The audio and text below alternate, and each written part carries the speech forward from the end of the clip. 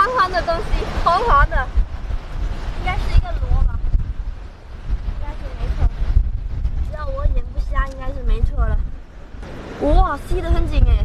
哇，天哪，这个肉好嫩啊！是那个响螺，响螺，也就这种大风浪才有的福利呀、不然的话，往常都没有碰到过。看看还有没有过。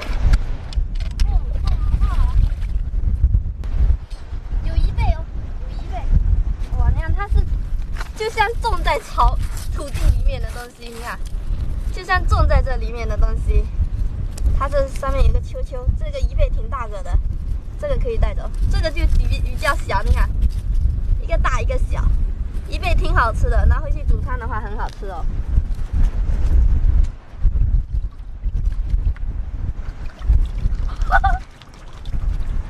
我以为是石头，又一个，哇，这个可以，但是这个好瘦啊，瘦了瘦了，这边一倍长了好多，又一个，给我扯下来了，又一个，山上长了好多这个藤壶啊，没有，可能不在家，出去串门了，应该是。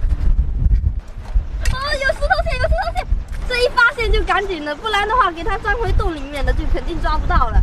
哇，这一只很大只啊！看，两个钳子特别大，这一只可以啊，这一只收了。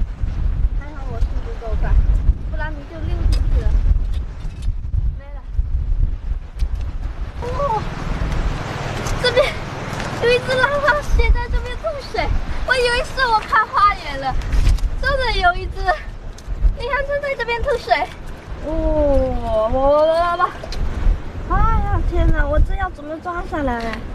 我感觉它随时都要夹我的样子。哇，你看它的嘴巴，你看跟喷泉一样，一直在喷水，一直在喷水，一直在喷水。哎，顶住，顶住！对对对对对。哇，这一只够大只，这一只好看。哎，可以，这只收了。好凶啊！老是要往后靠。